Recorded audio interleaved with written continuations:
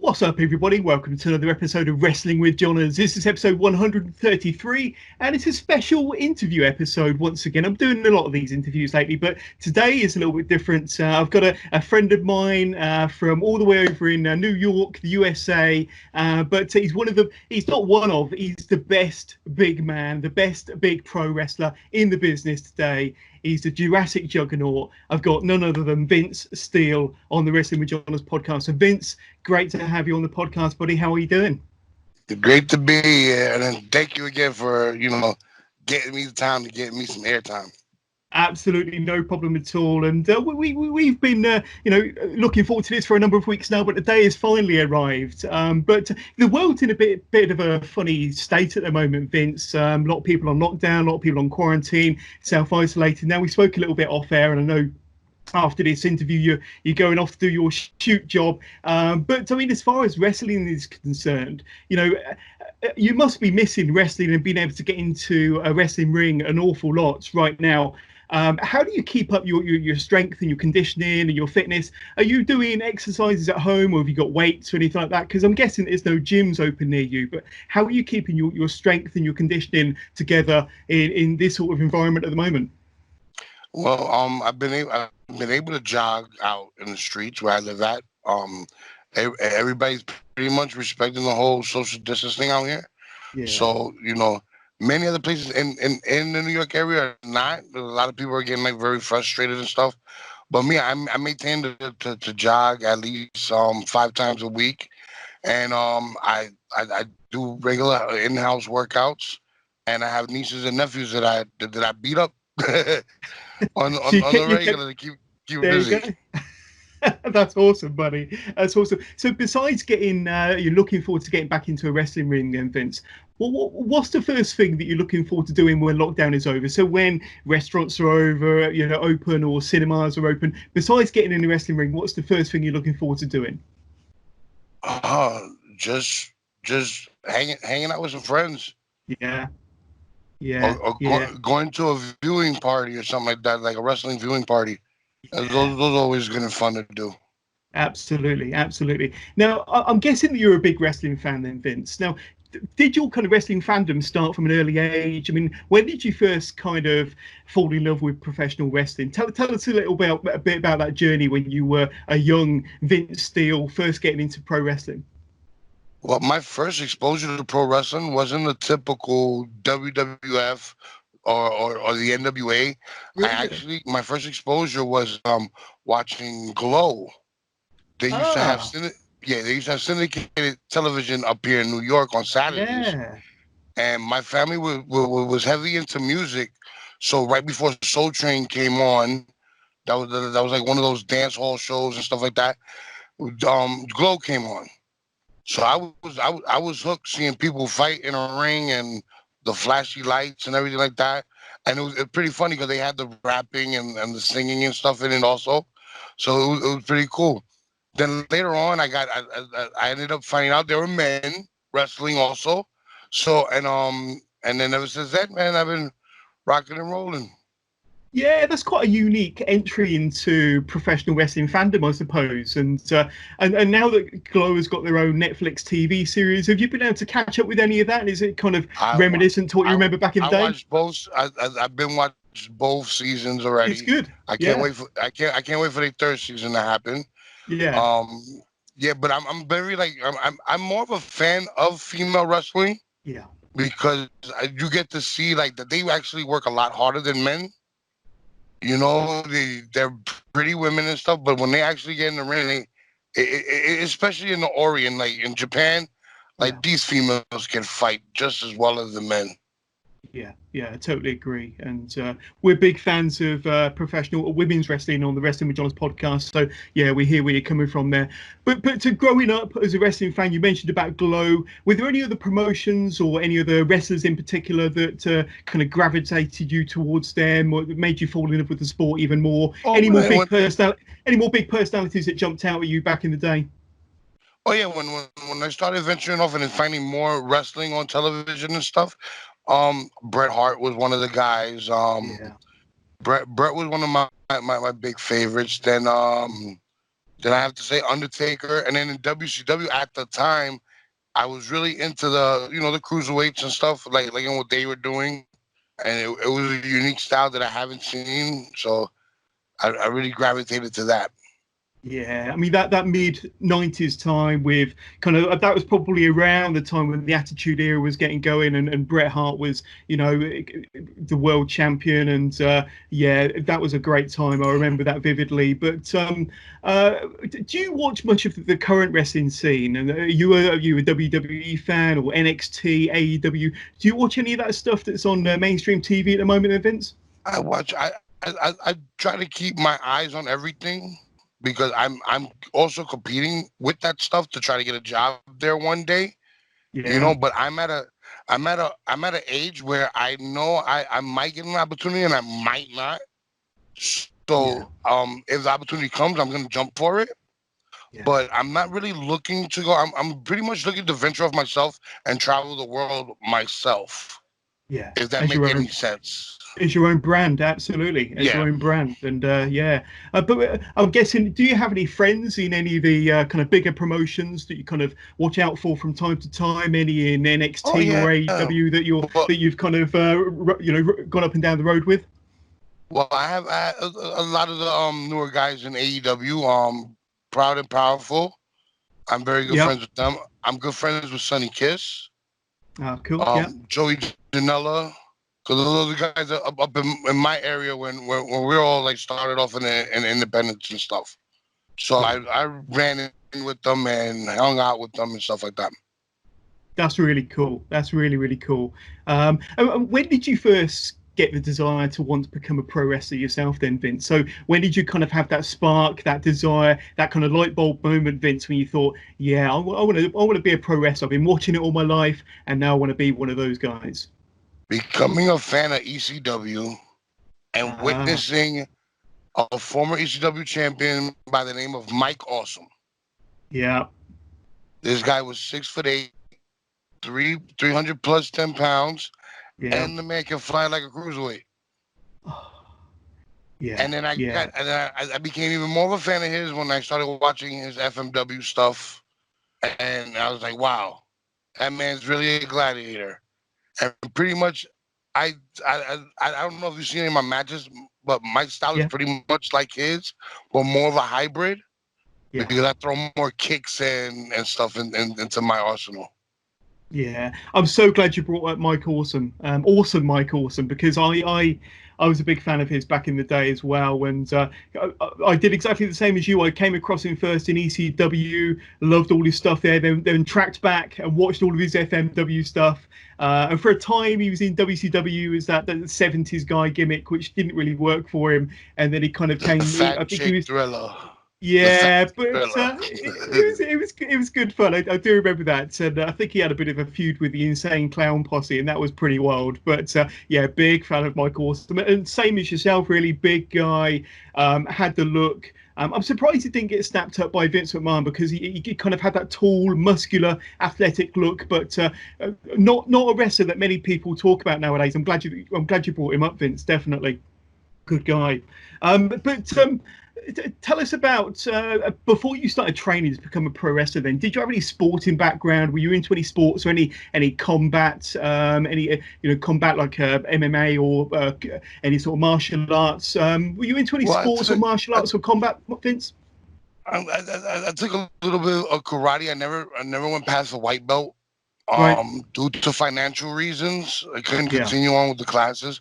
But I picked up basketball, Yeah. baseball. I never got to play football in a major capacity, but Yeah. I knew how to play football. Um, very like out here in New York, it was like at the time before I even discovered wrestling, there was only like two things you can actually do to be good at a sport, um, or do music, Yeah. or Yeah. be in the streets and become a low life. So that was Sure. the only three options I had where I lived at, where I grew up from. Then I discovered wrestling, started backyarding like most kids and stuff, and I realized I was having a little bit of a following in my neighborhood. The people were enjoying what the stuff I did. When I watch back on tape, which is horrible stuff that I've seen myself do. Um, but um, but ended up finding out local independent shows that were airing in public broadcasting locally, and then Yeah. met up with them, and they pointed me into the right direction. Ended up finding the original Doghouse, where I was trained by a man by the name of TOT Tower Torture Lathan, and also who came out of that area was Loki. And I got Ah, to meet the Notorious 187 Homicide, which yeah. we're good friends. We're friends now, and he knows who I am. I know who he is. But we came from the same cloth. Yeah, some big names that came out of the doghouse, and I mean, you've been in the business or kind of wrestling now for 19 years, if I'm not mistaken. You started when you were 16, so you started training when you were 16. I mean, have you got any kind of interesting stories when you started training? Because as a 16-year-old, I don't know whether they kind of I don't know, worked you harder when you were training, or I mean, did you spend the first couple of years just doing backyarding, and that was kind of your education into wrestling? Tell us a bit about them early years and any funny stories you might have. Well, when I decided to like fully train and take this on seriously, I went with a bunch of my backyard friends, and we all paid the one time fee at the moment, and we decided to jump in the ring with the pros, and Yeah. everybody got beat up. We all got beat up, like a lot of professionals, and at the time they had licensing. So it was a lot to deal with, and if you were really into it, and you believed in yourself, and you was able to take an ass whooping, then it was your calling. Um, Out of all my friends, there were like at least like 10 or 15 of us. I was the lone survivor. Yeah. I was the only one that came back the following week with my tuition money ready to learn. And ever since then, I've been learning. The doghouse didn't last that long after I started. They apparently closed a year after, and from there, that was one thing about my training. It was a lot on you got to figure it on your own type style training. So I started traveling up and down from New York to New Jersey, which is not that far from me, Yeah. and pretty much jumped into the New Jersey indie scene. Okay. Cool. And were there any other wrestling schools in between after the doghouse, or any other schools or trainers that you spent some time with? It wasn't until I ended up in American Championship Entertainment, Yeah. where I really took in a stronger learning to the promoter, the booker, Mike Morgan, Yeah. and that's like the other schools. I didn't have the money to jump into another school, because where these are thousands of dollars that they're asking for, and to be very Yeah. committed to that. And I already knew my basics. All I had to do was come up with a character, be very well, develop myself, and figure Yeah. out. Excuse me. Figure out how where I want to go. So Yeah. and It's the more. funny thing when I first started, I kind of cheated. Like I don't know if you guys had the on TV they had the Secrets of Pro Wrestling, where I've I seen it. recorded it, Yeah. Yeah. It was on and YouTube, I think, a while ago. I studied the entire thing. I already knew how to bump because of karate. So and I put the two and two together, and I'm like, oh, this is what it is. So I was able to jump fast into the training and learn a lot more of the basics a lot quicker than everyone else that actually started with me. That's awesome. That's really awesome. And I suppose if you can't afford to go to the wrestling school, it's more on the job training. So you're kind of learning, with the other pros and just picking it up along the way. But yeah, we know you now as the Jurassic Juggernaut, of course, Vince. But I don't think that's always been your gimmick, is it? What Oh sort of no. characters or characters or gimmicks have you had along the way from the early days through to the Jurassic Juggernaut gimmicks? So tell us about some of your earlier gimmicks then. Well, I had many gimmicks. I tried out Vinny the Pooh. was one where I had my hair tied into two ponytails. They were puffy on each side, looked like some bear ears. I had a loaded Pooh Bear doll, and I was a That's heel. Then great. that changed. Then that changed to a Canadian. I became Ah, a mount. Yeah, I became a Mountie, Vincent de Pooh, and then then that's that great. that that went up to more. Yeah, then I ended up teaming up with another guy that he's not in the business no more. We were the real Canadians, and we about a year or two, and then after that, that's when Doghouse closed, and I decided to run with my backyard name Vince Steele, and at the time I felt like once I got my skills up, I felt that I was a little advanced for someone my size, so I called myself the remix of pro wrestling, Vince Steele, and that's where I came up with most of my hybrid style and my big man, my lucha big man offense. And Yeah. I then mean, go on. oh no, go ahead. You can ask another question. No, I I was was going gonna to say. come I to mean, where. you Go ahead. you carry on, Vince. We'll talk more about your moveset a bit later. But I mean, tell us more about your gimmicks. I'm intrigued. Carry on. And then as that was I ran with the remix of pro wrestling for about what, like 6 7 years, and it wasn't catching on. People didn't, the t-shirts wasn't selling stuff, and then one of the broadcasters from American Championship Entertainment, the commentator, called me, this man is a Jurassic Juggernaut. And when I watched the playback and I heard it, I'm like, wow, sounds like a real cool name. And then I thought of the logo, and boom, right, and that's how I became the Jurassic Juggernaut, Vince Steele. And that was back in I would say 2017, about 3 years ago. Wow. Yeah. And I mean, Vince Steele on its own is a really cool name, but to add, the moniker Jurassic Juggernaut just makes it even cooler, to be honest with you. But I bet your t-shirt sales are going a lot better now. But that's really, really cool. So you've wrestled all across America then, Vince. But you're most associated with CCW in Florida and American Championship Wrestling based in kind of New York, New Jersey. No, New Jersey. New Jersey predominantly. Thank you for correcting me. Now, I believe that A.C.E. or American Championship Entertainment, that was where you won your first championship back in 2013, Yes. I think. Now, that was when you The won the tag team. 2014. Was it 2014? And that was with Bull James, wasn't it? Otherwise known as Bull Dempsey, because he Yeah. then moved on to NXT. So tell us about your first taste of gold then, and winning tag gold with Bull. Tell us about that experience, and kind of you've already been in the business probably close to 10 years at that point, and then Yeah. you kind of win your first championship alongside Bull James. Tell us about that experience and how proud and happy you must have been.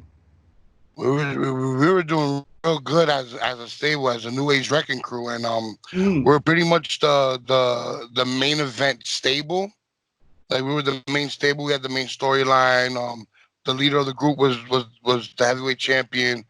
Me and Bull Dempsey was gonna go and be tag team champions, and we did an awesome 8 month run until we finally won the tag belts. And what sucks was, after our first tag defense, he lets us know that he's going to Orlando to go to NXT.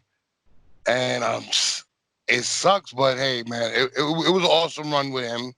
I learned a lot from him, and even though we were from like two different he was trained by Taz, real cool fellow, Bull James. But other yeah. than that, I had an awesome time. And then that was me playing like a heel, like a real vicious heel. First time really doing that, not being like a joke gimmick and stuff. So that And was a real cool experience.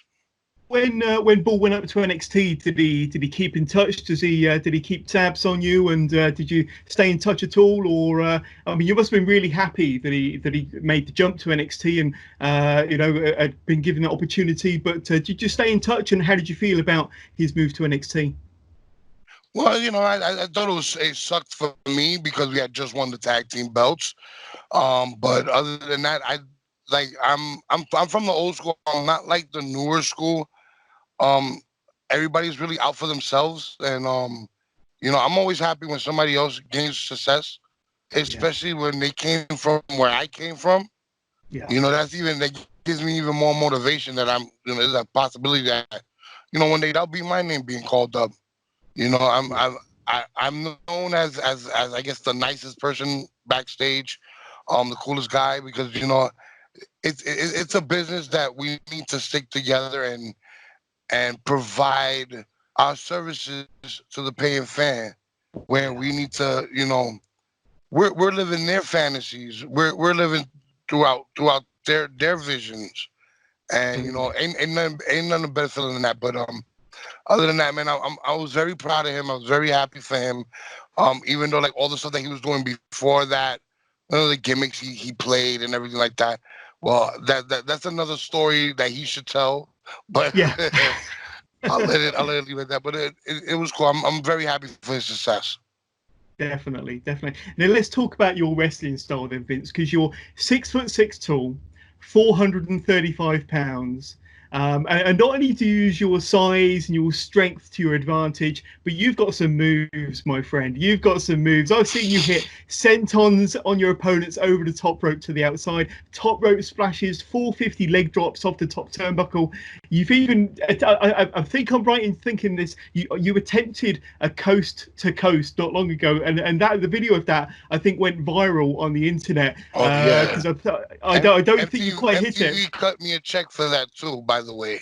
But So the fact that you attempted it, but the fact that you attempted it, and the fact that you attempted all the other moves, Vince, that's pretty impressive. But you're no ordinary super heavyweight, are you, brother? I mean, when did you realize? When did you realize that you can do all these kind of high flying moves for a man of your size? When did you start putting it all together? well, I was getting tired of people telling me, "Oh, you're big. You don't have to do that much. Your size will sell tickets." Not really, man. That doesn't help. You gotta do stuff that relates to people. And Mm, what better way to being a professional wrestler? And when people think of you as a superhero, yeah, how you gonna be a superhero of nothing? Like the typical big man that doesn't do any much, very slow in the ring and stuff like that. But and I was competing with nothing but high flyers. So I was like, what better way that they compete with them than to do what they do? indeed, And yeah. I was very premature at the beginning of doing it, but now I have the mentality, and now I'm into more of a story base, to tell a story in the ring now. Yeah. So I mix it up from time to time. I don't do it as much as I used to. Like I'm not gonna jump out of the gate and do a flip and tope to the outside. I'm gonna Yeah. let it build up to it so I can surprise the fans. Yeah. Yeah. But I just want to say your move set, your arsenal is truly phenomenal. And I mean, with the you're a mature wrestler now. You've been in the business for 19 years, and you know when to kind of slow down and tell the story, and when the right time is to pull off one of your fantastic moves. So you seem to have that balance down perfectly. So congratulations on that. But I mean, I myself have been a wrestling fan for nearly 30 years, Vince, and I remember back in the day growing up and watching big men like Big Van Vader, Bam Bam Bigelow, Yokozuna. I was big fans of those guys and all the big. I was a And big, what was what, big. what what was special about them? What was special about them? Their athleticism, right? Most definitely, they can move around the ring. For big guys, they could do things that you wouldn't expect them to do, exactly like you're doing now. But do you model yourself on any of the big guys from 20, 25 years ago, like the Vaders, like the Bam Bam Bigelows? I know Definitely. that you said you know they are certainly legends of the sport, probably not recognized as much as they should be, but legends in my eyes, legends in your eyes. But do you kind of take a little bit from this big man or a little bit from that big man and mold it I'm into your always style? I'm always studying big man wrestling, especially like Yeah. the way they worked in Japan. That's pretty much the style I like to portray. Like Yeah. watching Bruiser Brody, watching Vader during his time in All Japan, Hansen, like those guys were awesome. Even watching Andre the Giant, because Andre the Giant wasn't Andre the Giant in Yeah. Japan. He actually moved, and he was getting Yeah. body slammed left and right from what I watched, even Hogan was another guy that surprised me on the way he performed out there. Pretty much is like that's pretty much my style. The Japanese big man that's able that they can hang with anybody, pretty much. Yeah, yeah. And is Japan a country you'd like to go to one day? I mean, I know that you've predominantly stayed in the States, haven't you? But I mean, there's a good future for you over in the Orient. Possibly do a couple of tours out there. Have you ever considered it or been approached to do it?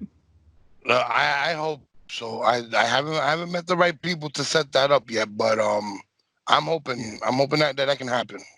Definitely, definitely. Now, with your wrestling style, it's quite a physical style. Have you ever suffered any major injuries in the ring, either performing a move or having a move performed on you? What's the worst injury you've suffered in a wrestling ring, then, Vince? The very worst injury was pretty much the only real injury I had in professional wrestling, other than aches and pains, was Yeah. a severe back spasm, and that's when I first Wow. started in American Championship Entertainment. I had woken up one day out of bed and turned the wrong way, and I felt a pinched nerve, and I got cleared by the doctor to continue on wrestling. So, and then after that night, I woke up. My whole left leg, I couldn't move it or anything like that. I stood in bed for 2 months. That was like the only severe thing. But other than that, like basic broken toes with my Yeah. feet hitting the ring post or something like that. That's like the Yeah. worst thing that ever happened to me. I never had anything really serious. Yeah. And Excuse me. that's fine, and that's really lucky as well. But I mean, the back spasms that you mentioned, the trapped nerve, that must have been quite worrying for you, quite frightening for you at the time. Oh yeah, because for some reason I didn't use the bathroom Yeah. regularly. Like I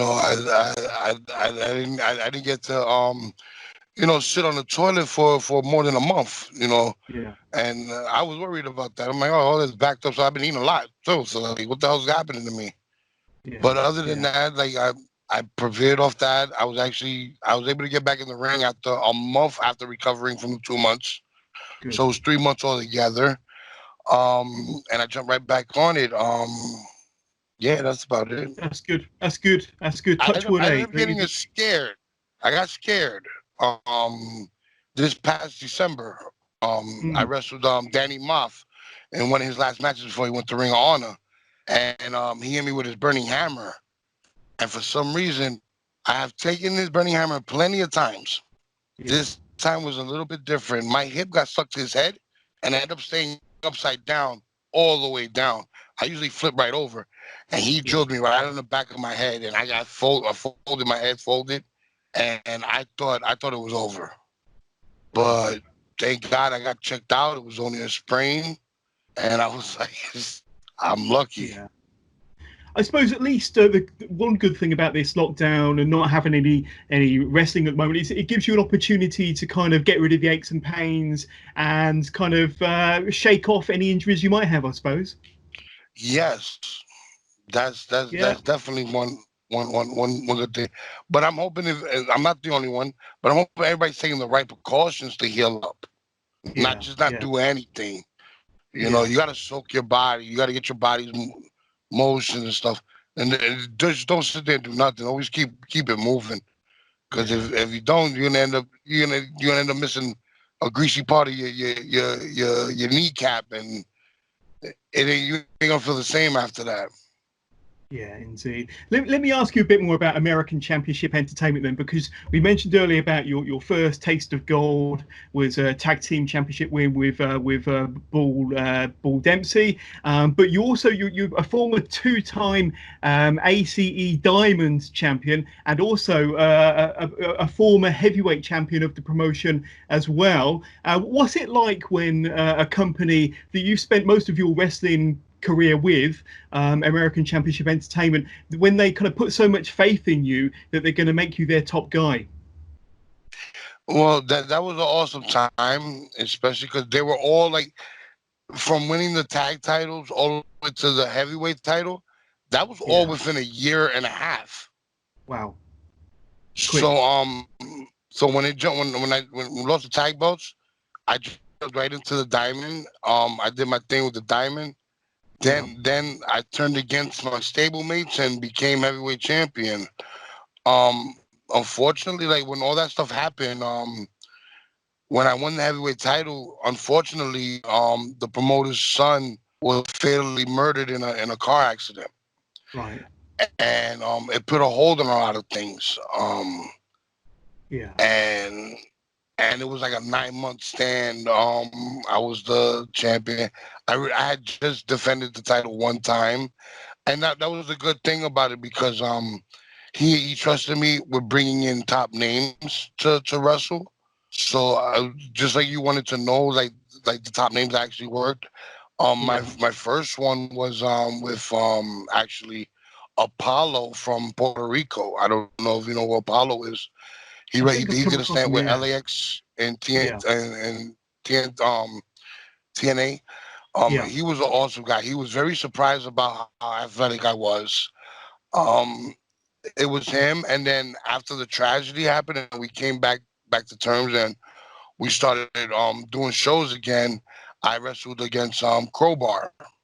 Crowbar is an awesome guy, man. Very awesome. WCW. Yeah. Yeah. So you know, when that comes up, you know, the promoter wants to change things around. So we did a surprise thing where I dropped the title to a newcomer to the company, and that was it.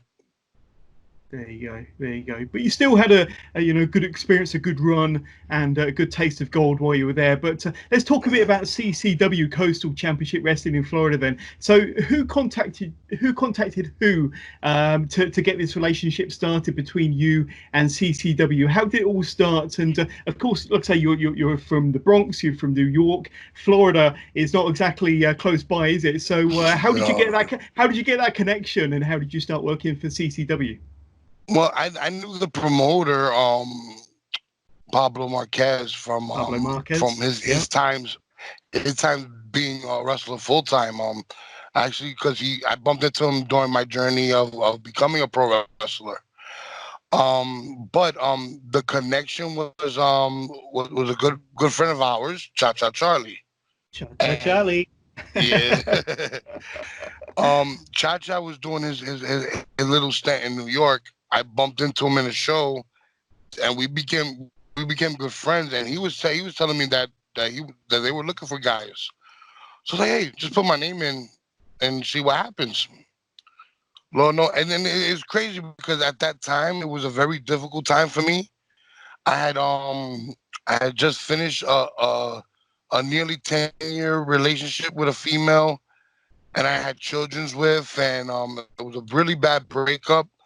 And at the same time, I lost my mother, so I was in a whole different mind state at the time. But this promoter in New York had faith, and decided to put me in the ring with Triple A's Psycho Clown, and this is legit like a month after my mother's passing, and from there, that's when everything changed pretty much.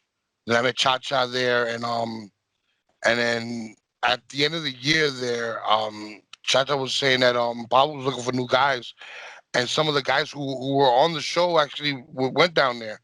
So I decided to take a chance, you know, because usually promoters don't want to, if they don't know who you are, they didn't see what you have done, they wouldn't risk the payoff by just flying you down. So I took the risk. I spent my own money. I ended up going down there, and he couldn't give me a better opponent than Cha Cha. We killed the match. I don't know if you've seen the highlight video of that match. Yeah. And man, ever since then, man, Pablo made me one of his main roster. I'm on the main roster. Whenever he can, I can go down there whenever I want. If he needs me to go down there, he has no problem of flying me down and putting me in a hotel. And it's really cool. That's how it is. Yeah, that's really cool. And it's great that they look after you and get you down there and put you in a nice hotel. That's really, really cool. When you are down in Florida, though, I mean, do you ever visit the training facility, and do you ever train at the CCW training camp? Because I know that they've kind of, a lot of CCW regulars have gone through the training camp headed by Pablo, of course. And when you're there and you're a 19-year vet, of course, do you have an opportunity to impart your knowledge on the younger, less experienced wrestlers? Tell us a bit about that when you're down in Florida, when it's not kind of, the Saturday night matches. Do you visit the training center and help out with the younger talent there, or train yourself? The first time, the first time I went down there for 4 days. I went to the training facility. Unfortunately, Al Snow was doing a seminar there, and I kind of like let Cha Cha know that, all right, this is what he's gonna say, this is what he's gonna do. Can we go? Just let Pablo.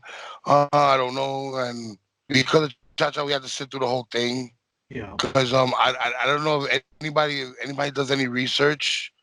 Hannibal TV has the exact same seminar up on YouTube, and he did exactly the same seminar. But what was surprising me, that this man drank 24 packs of water and didn't use the bathroom until after he was done. But other than that, but Pablo been saying, man, you should do a seminar. You should do a seminar.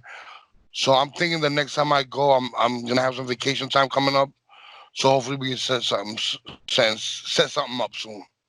Definitely. Yeah, it needs to happen. But let's talk a bit more about Cha Cha Charlie then, because your story with Cha Cha has been one of the best storylines, one of the best angles in CCW history, certainly recent history anyway. Now, if I'm not mistaken, as you said, your first ever match for CCW was against Charlie for the Southeastern Championship. So you went straight into a championship match. Now, soon after, the two of you became good friends. You became tag team partners.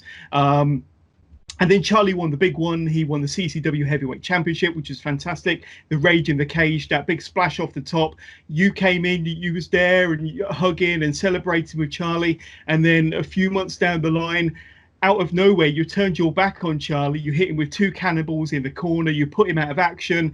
And then, strangely, Cha Cha got kidnapped. It turned out that you were behind the whole thing. And then this all kind of culminated to a big grudge match that you and he had at Seasons Beatings just a few months ago in December 2019. And we'll talk about that match in a minute. But just kind of the whole angle with kind of best friends, then you turned your back on Charlie, the kidnapping angle. That was a hell of an angle. I don't know if you helped to put that together, but what kind of sparked that heel turn, the turning against your best friends? What kind of influenced that change of direction for you? Well, it didn't do too much because a lot of people, like, I guess, the Cha Cha was having the John Cena syndrome. Right. The kids loved him, the adults didn't. So we had ended up getting a mixed reaction to the heel turn. A lot of people was excited about it. A lot of people didn't like it. But one thing, the kidnapping happened before the turn. Right. Yeah. Something happened where I decided that I wasn't gonna get a fair shake asking for a title match for my best friend. So I had to get him out of the way. And it kind of backfired on me because instead of me getting a title match, they handed the title to someone else. Striker Ramirez. Yeah. So I'm like, oh, man. So I finally get my match with Striker. I wasn't going to say nothing to Cha Cha, but he interfered in my match, which cost me my match. He hit me in the face with the title belt, and I had to let him know. I was very upset.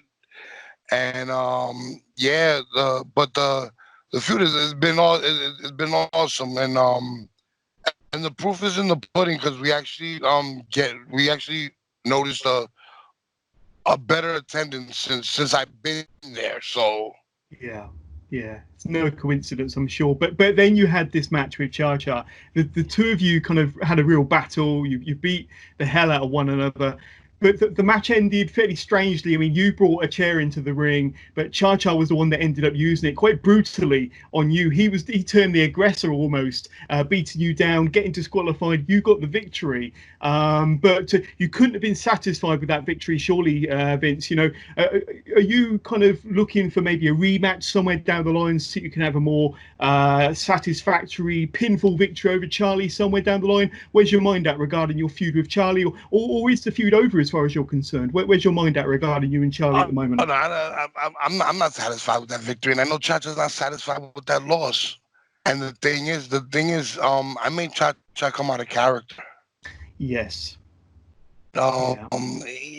He realized he couldn't beat me with his frog splash. He couldn't beat me with his Cha-Cha elbow. He can't beat me. Yes. He got lucky the first match because I wanted to show off. It was in front of a new crowd, and he got lucky and got that superplex off me. But this time around, I made him come out of character, and I know he's not happy with himself about that. And I'm not happy with the way I won, but I see at least one more match. Yeah, same here. And it has to be bigger. It has to be bigger. It has to be a stipulation, a major stipulation or something. Come on, Vince. I don't think. What would you like it to be? What's your big grudge end of grudge match in your mind? A steel cage or weapons? How would you like it to go down? Man, Cha-Cha knows how the steel cage feels. I don't want to do that. If I had the choice, I want to see who will be the last one standing after all this. Yeah.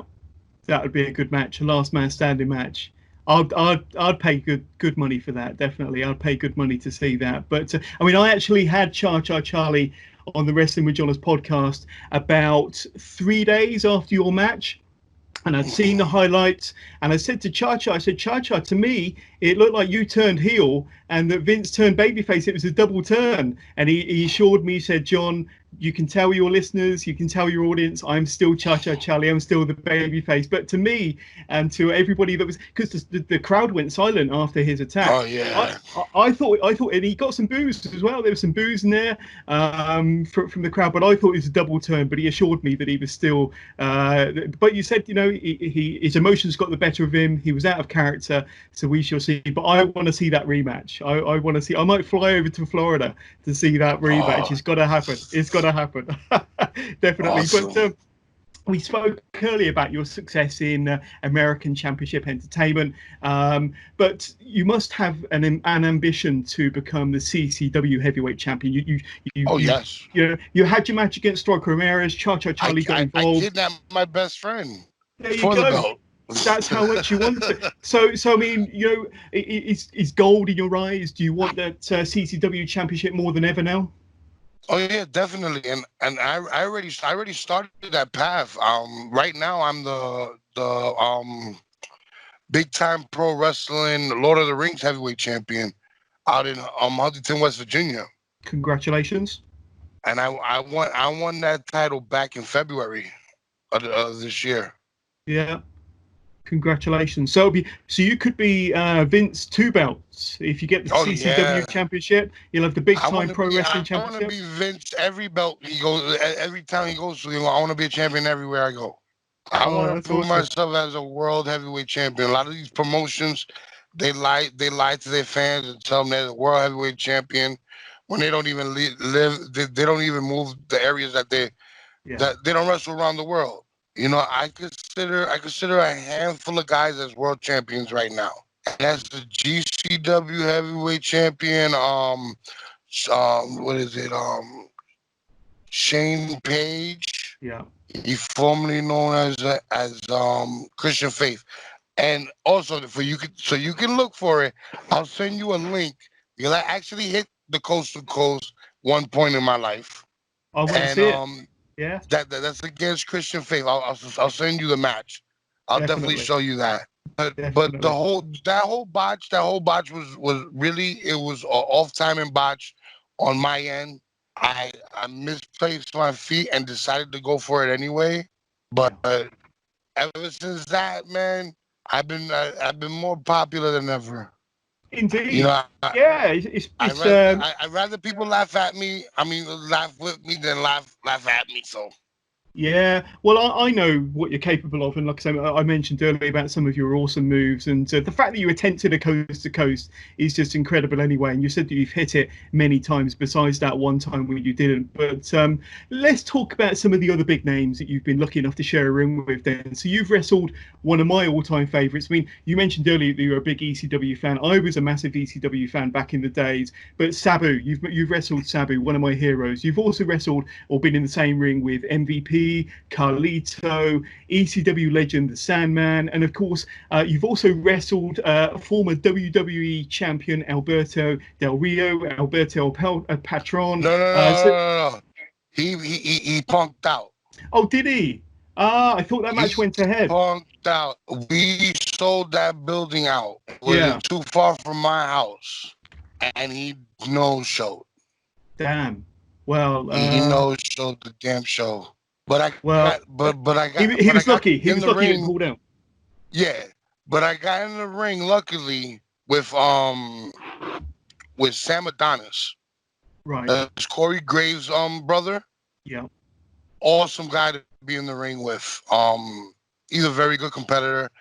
It was a big time lucha show in New York that we did. And he was doing the whole pro Donald Trump thing. He had Donald Trump in the American flag. We had an awesome time. It was me and El Hijo de Máscara Cegada versus him, Sam Adonis, and forgot the other kid's name. It was another kid, but I forgot. Yeah. Fine if you can Domino remember. De Niro. Yeah. Cool. And But that was cool. tell us about wrestling. I mean, some of my heroes, Sabu and the Sandman, Carlito MVP. So you have shared a ring with some legends of the business. Now, I mean, as far as Del Rio is concerned, it was his lucky day when he decided to duck out, and I'm sure that he caught one look at you and just decided I'm not having any of this. But tell us about some of the other legends that you've been lucky enough to share the ring with. Then, you know, like I say, I'm a big ECW fan, Sabu and the Sandman, Vega. but. Tell us, yeah. Savio Vega, yeah. Yeah, Savio Vega was an awesome guy that I wrestled with. Like I said earlier, Apollo, Crowbar. It was just a handful of guys. Everyone that you've seen that I've been in the ring with, that's who I've been in the ring with. Very knowledgeable men, and they were all good to speak to. Got a lot of knowledge from MVP. MVP, he loves to help. He loves to help the newer guys. Yeah. At the time, Carlito was dealing with a torn bicep, so he wasn't really he was really worried about his arm and stuff. So didn't want to ask him a bunch of dumb questions that he probably been asked 1,000 times. But MVP was one of the best guys to talk to. Sabu. He was kind of disappointed in me because he felt like I didn't put my all out there in that match. But it was kind of hard to deal with that. But he got me to the point where he was able to get a couple of clubs from me where you're not gonna forget. The Sandman was an awesome fellow to work with. Also, I had a match with him in an ultraviolet legend named Man Pondo. And we did a triple threat match. Awesome guys. That same night I met Shane Douglas, and it was pretty cool. Yeah. That's about it with the names. Yeah, that's a good list. That's a good list. Now, you're a veteran of the business yourself. You've been in the wrestling business for 19 years. What's the best advice you can give any young, up and coming wrestler fresh to the business, looking to improve or to get noticed in the wrestling business? So what's the best advice you can give any young wrestlers coming into the business nowadays then, Vince? Same thing I was told to me: shut up and listen. Yeah. Listen to the vets, and once you know the craft, then you'll understand why they told you to shut up and listen. Because if you don't know what you're doing, you're gonna hurt yourself. You're gonna hurt somebody else that you didn't need to.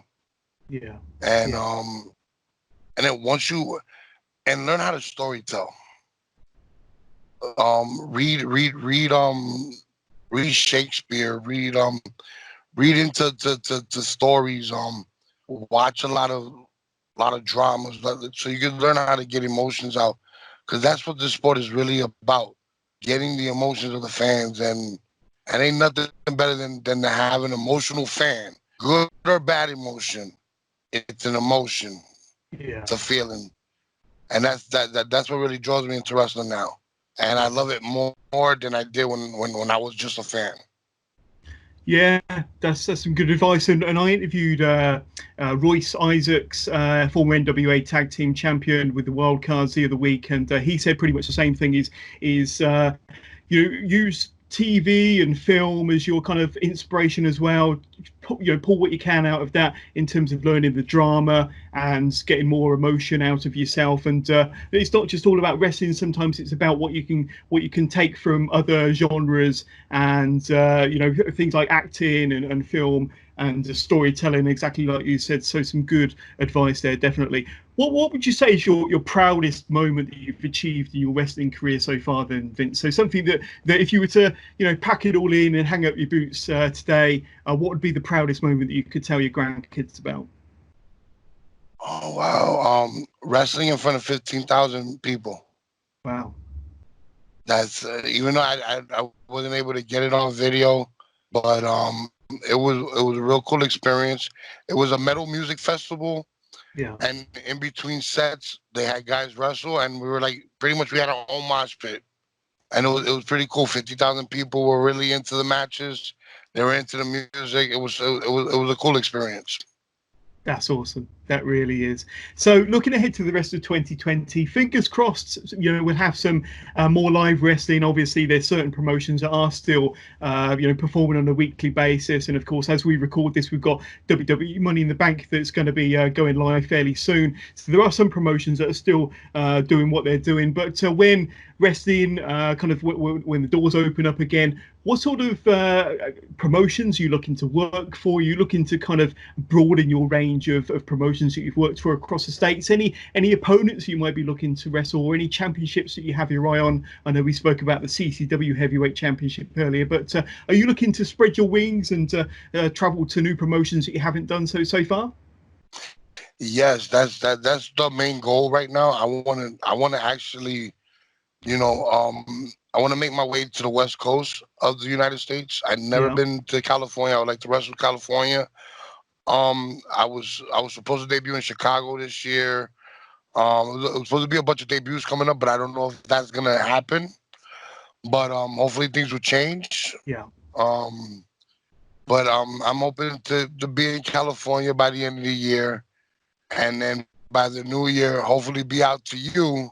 I've been I've Yes. been in, I've been in talks with a promoter out there. The money situation isn't right now, but it's gonna get there soon. So I'm hoping Oh, to be out there near you soon. So man, we've got to get you over to the UK, and just let me know when you're coming over, and I will make sure that I'm there to say hi in person. But that'd be fantastic to get the Jurassic Juggernaut, the best big man in the world, over in the UK for sure. But Vince, that's pretty much the end of the interview. I just want to thank you so much for spending the last 45 minutes with me on the Wrestling with Johners podcast. But before we let you go, it's an opportunity for you to throw out any plugs for any merchandise you might have, any social media channels. Twitter, Facebook, Instagram. Where can my listeners reach out and say hi to you and learn more about the Jurassic Juggernaut Vince Steele? you can reach me on my Facebook, facebook.com/Vince Steele, or you go jump on my fan page, slash the Jurassic Juggernaut. Instagram is still Vince. Um, Twitter, I'm not on it too much, but I do check it from time to time. It's the Remix V Steel, and I do have merchandise for sale. You got to hit me up directly. I like to get to know my consumers personally, so Yeah. I can so you know that you're getting it from me.